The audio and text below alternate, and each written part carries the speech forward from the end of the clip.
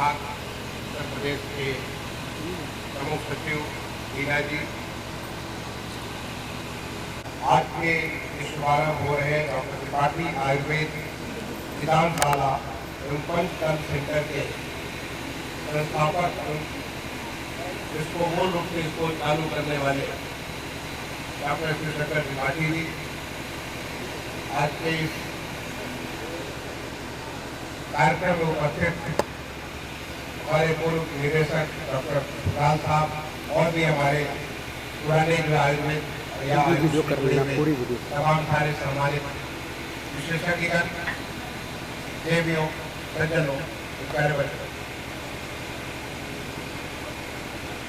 सबसे पहले तो मैं भगवान धन्वंतरी प्रणाम करता हूँ उनको। आप सबकी तरफ से भी, अपने तरफ से भी उन्होंने एक बहुत बड़ी विधा हमारे मानव जाति के कल्याण के लिए, उनको स्वस्थ रहने के लिए, और ये वसुधैव कुटुंबकम के माध्यम से न केवल हमारी ऋषियों मुनियों की धरती भारत के लिए, बल्कि पूरी दुनिया के इस विधा को दिया। लेकिन एक ऐसा भी काल आया जो कि इतनी महत्वपूर्ण पद्धति धीरे धीरे हमारे देश से काल अवलित हो गई। एक बार दोबारा फिर से ये जग पड़ी है, और खासतौर से पिछले 10 साल के भीतर जिस तेजी से आयुष का विकास पूरे देश में हुआ है, आयुष यानी indigenous systems of Indian medicine, जो हमारे भारत की जो यहाँ की मूल जो औषधि प्रक्रियाएं हैं, चाहे वो आयुर्वेद हो, योग हो, यूनानी हो, होम्योपैथी हो, सीता हो, ये जो तमाम सारी पद्धतियां जो हमारे देश में पनपी बढ़ी, उन सारी पद्धतियों को आगे बढ़ाने का काम जिस तेजी से नहीं हुआ, क्योंकि पहले तो हम इस पूरी चीज को भूल करके इसे जादू टोने वाली भाषा समझ करके, जड़ी बूटियों वाली भाषा समझ करके हम इसे इग्नोर करते थे, इसे छोटा समझते थे। मैं इसके लिए सबसे पहले तो डॉक्टर त्रिपाठी जी से मैं कहूँगा, और उनके साथ ये दुनिया यहाँ पे मांडवी है, उनसे कहूँगा, और भी हमारे तमाम सारे लोग अपने नाम के आगे डॉक्टर जो लिख रहे हैं, उनसे मैं अनुरोध करूँगा कि अपने नाम के आगे से डॉक्टर शब्द को हटा दीजिए। आप अपने नाम के आगे वैद्य कहिए, क्योंकि ये जमाना था हमारे जितने भी हमारे देश में जितने भी जनतंत्र राजतंत्र जहाँ भी हुए, उन सबके एक कुल वैद्य हुआ करते थे। जैसे कुल पंडित थे, कुल गुरु थे, वैसे कुल वैद्य भी हुआ करते थे। और वैद्य की जो प्रथा है, वो वैद्य की प्रथा हमारे देश की बहुत बड़ी ताकत थी। उस ताकत को महसूस किया जब कोविड जैसी महामारी आई, पूरी दुनिया को हिला दी। तमाम सारी जो स्वास्थ्य का तंत्र जो था, जिसके बारे में दुनिया में उसको नंबर 1, नंबर 2, नंबर 3 कहते थे, वो सारी व्यवस्थाएं चकनाचूर हो रही थी। तब हमारे देश में इस आयुर्वेद पद्धति ने या हमारे आयुष के पद्धतियों ने ऐसी नई नई चीज़ें उसको निकाली, जिसके माध्यम से हम अपनी इम्यूनिटी को, अपने शरीर के लड़ने की क्षमता को, तमाम किस्म की बीमारियों से उसको हमने वृद्धि की। उसका सबने नमूना देखा। पहले बार इतने किस्म के काढ़ा, इतने किस्म के जो है तेल या इतने किस्म की चीज़ें जनप्रिय हो गई।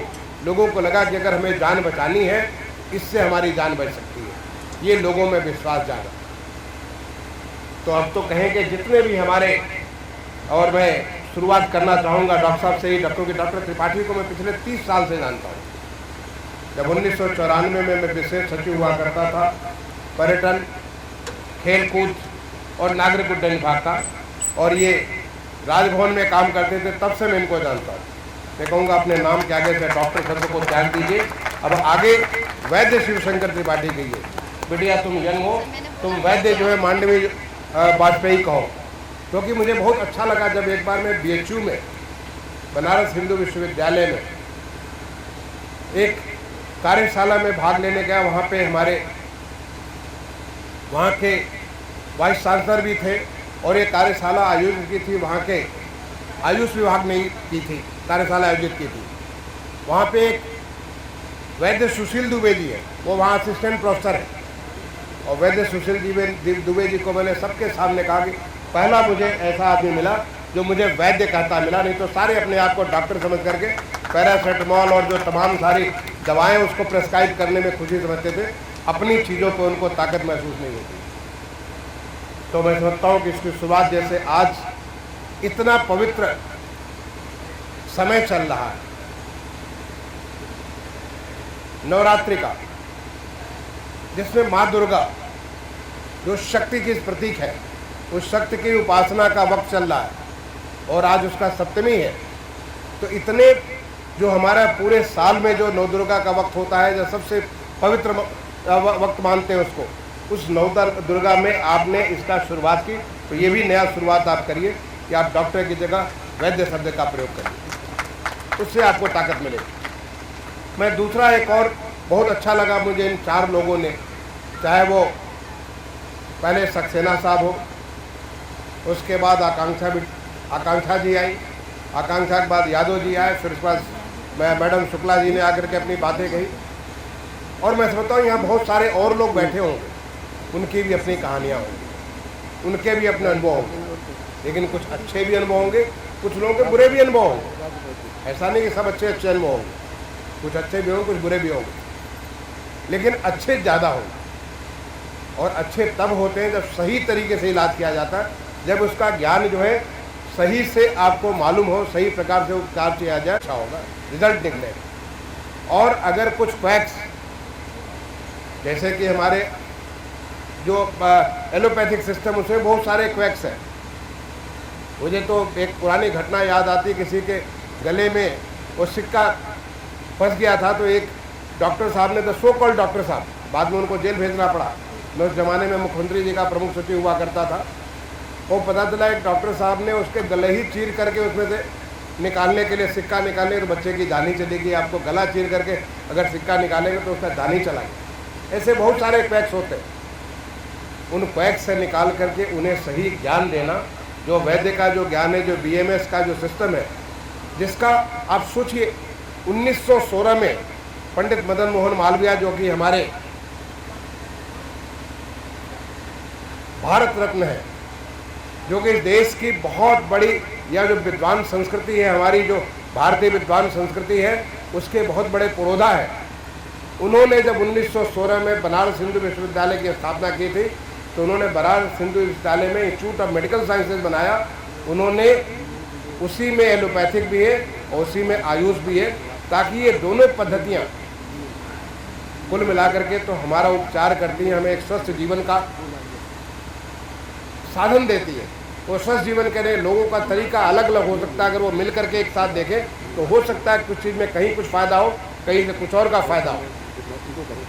जैसे अभी मुझे जब इनके त्रिपाठी जी के जो पंचकर्म सेंटर है उसको मैं जब देखने गया, उसका उद्घाटन के बाद वहाँ मेरी मुलाकात हुई एक शुक्ला जी से।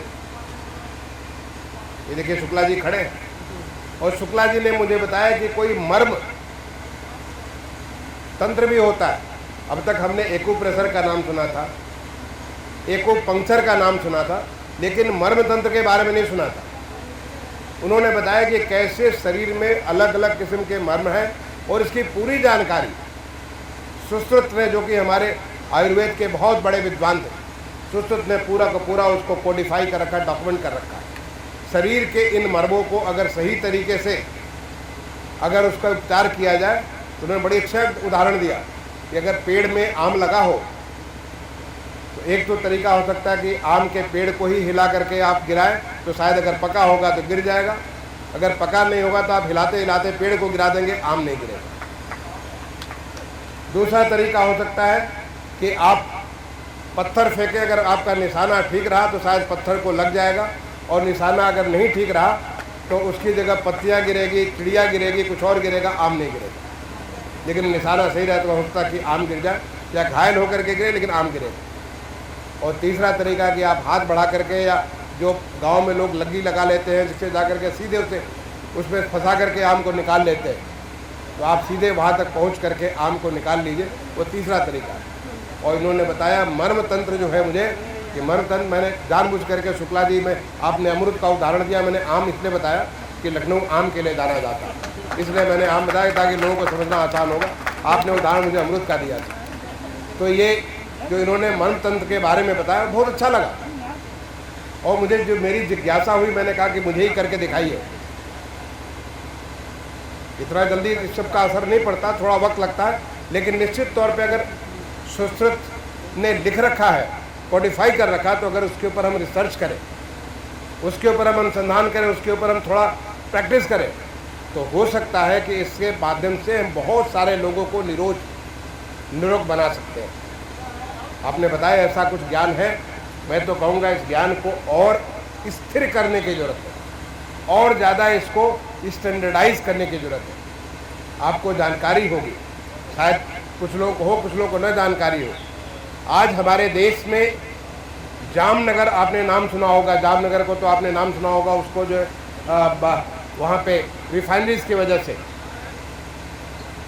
जामनगर में एक WHO वर्ल्ड हेल्थ सेंटर, जो विश्व स्वास्थ्य संगठन है, उनके सौजन्य से ग्लोबल रिसर्च सेंटर बन रहा है for Indian systems of medicine, जो भारत की तमाम सारी जो पद्धतियां हैं, चाहे वो आयुर्वेद हो, यूनानी हो, हमारा सिद्धा हो, ऐसी जो तमाम सारी हमारी जो ऐसी इंडिजिनस सिस्टम है, उनके बारे में ग्लोबल रिसर्च सेंटर आज जामनगर में बन रहा है।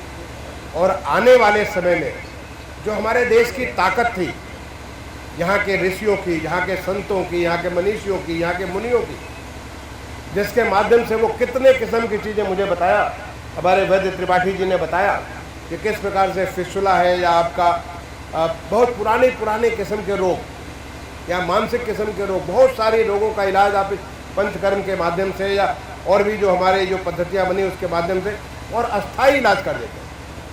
तो हमें आवश्यकता है कि इन चीज़ों को कोडिफाई करने के लिए, आवश्यकता है इन चीज़ों को सही तरीके से लोगों तक पहुंचाने के लिए, क्योंकि आज पूरे देश में आयुष्मान भारत का नाम आपने सुना होगा। आयुष्मान भारत के माध्यम से आज पूरे देश में एक स्वस्थ समाज बनाने का, एक स्वस्थ भारतीय बनाने का एक अभियान चला हुआ है। आज करोड़ों लोगों को आयुष्मान कार्ड के माध्यम से उनको स्वस्थ रहने के लिए, जो एक बीमारी लगती थी लोगों को, तो बीमारी के माध्यम से उनका पूरा परिवार जो है बर्बाद हो जाता था। उनके अपने मैं व्यक्तिगत तौर पे जानता हूँ, क्योंकि मैं गांव का रहने वाला हूँ। लोगों को अपने बैल बेचने पड़ते थे, अपनी गाय बेचनी पड़ती थी, भैंस बेचनी पड़ती थी, अपने खेत गिरवी रखने पड़ते थे, गहने गिरवी रखने पड़ते थे, लोगों की ज़िंदगी बर्बाद हो जाती थी। लेकिन आज आयुष्मान भारत के माध्यम से आयुष्मान कार्ड जो हमारे प्रदेश में भी है और देश में भी है, जो हमारे आयुष्मान कार्ड के माध्यम से अब हर एक को इलाज, वो गरीब आदमी आज स्वास्थ्य की वजह से नहीं मर सकता। लेकिन क्या हम अभी जो सक्सेना साहब बात कर रहे थे, दो किस्म की बात कर रहे थे, एक बात कर रहे थे समन का, दूसरा बात कर रहे थे संशोधन का। समन में जब बीमारी हो जाती है तो आप उसका इलाज कराते हो, सर्जरी कराते हो, दवा खाते हो, और उसके माध्यम से जैसे एलोपैथ में, वैसे आयुर्वेद में भी उसी प्रकार से, होम्योपैथ में भी, उसी यूनानी में भी है कि तमाम किस्म की दवाएं खा करके उस बीमारी से आप अपने को मुक्ति पाते हो।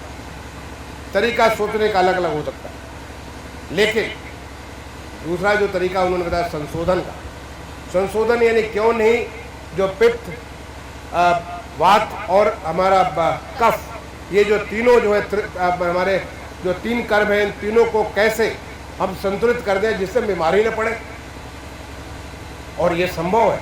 और उसको कहते हैं आरोग्य रहना।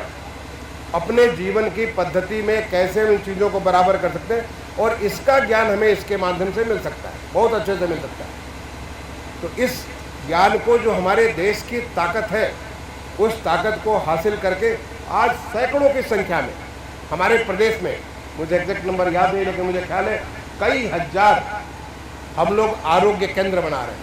उस आरोग्य केंद्र के माध्यम से लोगों को उन्हें योग के से जोड़ते हैं, उन्हें स्वस्थ रहने का तरीका बताते हैं। बीमार होने की जरूरत नहीं है, अगर बीमार पड़ गए तो फिर आपका इलाज होगा। लेकिन बीमार रहने से बेहतर है कि आप स्वस्थ रहो। स्वस्थ रहने की जीवन कला और ऐसे तमाम सारी चीज़ें वहाँ पे लोगों को बताई जाती हैं। तो अगर ये जो बात शुक्ला जी ने बात की यहाँ पे मर्म तंत्र के बारे में, और बहुत सारे ज्ञान होंगे। सवाल है कि हमने उन सारे ज्ञान के ऊपर पर्दा लगा रखा, उसके ऊपर हमने ढक रखा उन चीज़ों को। चाहे आपके पास सोने की खान हो और सोने की खान के ऊपर आप बैठे हो, लेकिन पता ही नहीं हो कि सोने की खान पर बैठे हैं, तो आप बने रहेंगे, आपको कुछ नहीं मिलेगा, आप हमेशा दूसरों पर निर्भर रहेंगे। लेकिन अगर एक बार खुदाई करके देख लें तो शायद वो सोने की खान सोना निकलेगा और फिर आप अमीर हो जाएंगे। फिर आपको जो है किसी चीज़ की किसी पर निर्भर होने की ज़रूरत नहीं पड़ेगी। ये हमारा जो ज्ञान है आयुष विज्ञान के बारे में, जो हमारा ज्ञान है, नाम ही आयुर्वेद है। आयुर्वेद जो कि हमें ऐसा वेद जो कि आयु बढ़ाता है, जो कि आपको अच्छा जीवन देता है। और उस जीवन के लिए जो हमारे तमाम सारे वैद्य लोग हैं, तमाम किस्म की जड़ी बूटियाँ जो नेचर ने दे रखा, प्रकृति ने दे रखा है, केवल पहचानने की बात है। और जड़ी बूटियाँ ज़रूरी नहीं है कि वो सारी जड़ी बूटियाँ केवल हिमालय पर्वत पे ही हो। जड़ी बूटियाँ हमारे आसपास में भी होती हैं। जड़ी बूटियाँ आपके घरों में भी हो सकती हैं। जड़ी बूटियाँ आप अपने खुद के वाटिका में भी पैदा कर सकते हैं और उनके माध्यम से एक स्वस्थ जीवन जीने की कला सीख सकते हैं। तो ये जो यहाँ पे शुभारंभ किया गया, इस शुभ तिथियों में, जो कि हमारा नवरात्र का इतना शुभ तिथि है, मैं तो अपनी तरफ से वैद्य जी को बहुत बहुत अभिनंदन भी करता हूँ कि आपने सरस्वतीपुरम में ये सुविधा लाई, और आपको शुभकामनाएं देता हूँ कि ये तो शुरुआत है और ये शुभ शुरुआत है। इसके आगे तो आप बढ़ते जाइए। अब आप जो, जैसे आपने देखा कि मैंने एक लिफ्ट के लिए भी व्यवस्था करी है, तो मैं कहूँगा अगला मंजिल भी ऊपर आए, उसके बाद का भी मंजिल आए जिससे लिफ्ट से आप ऊपर जाए। क्योंकि कुल मिलाकर के एक ही भाव है कि हमें देश में लोगों को स्वस्थ नागरिक बनाना है। सबको सर्वे संतु निरामया, सबको निरामय काया देनी है, सबको सुखी देखना है। और वो जब हम करेंगे तो लोग पूरी, चाहे वो विद्यार्थी हो, बिटिया आकांक्षा ने बताया पढ़ रही थी और उसके मन में तकलीफ़ आई कि देखो कैसे हमारा कैसा चर्म रोग हो गया, और शायद वो किसी एक डिप्रेशन की भी शिकार हो सकती थी, हो सकता था कि एक हीन भावना की शिकार हो सकती थी, लेकिन उससे उसको मुक्ति मिला और वो फिर पूरी ताकत के साथ, जो उसकी क्षमता भगवान ने दी है, उस क्षमता के मुताबिक वो समाज के लिए अपना सब कुछ दे सकेगी। ऐसे हर भारतीय को स्वस्थ भारतीय, समर्थ भारतीय बनाने के लिए ये हमारी देश की पद्धतियाँ, जो कि बहुत एफोर्डेबल है, लोग इसको एफोर्ड कर सकते हैं, ऐसी एफोर्डेबल व्यवस्था, इसका प्रचार प्रसार करने की ज़रूरत है।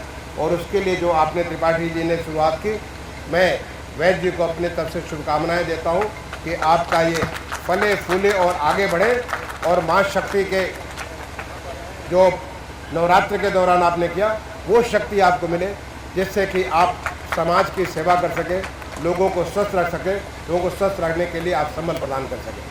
मैं इन्हीं बातों के साथ अपनी वाणी को विराम दूंगा। धन्यवाद। जय हिंद, जय भारत।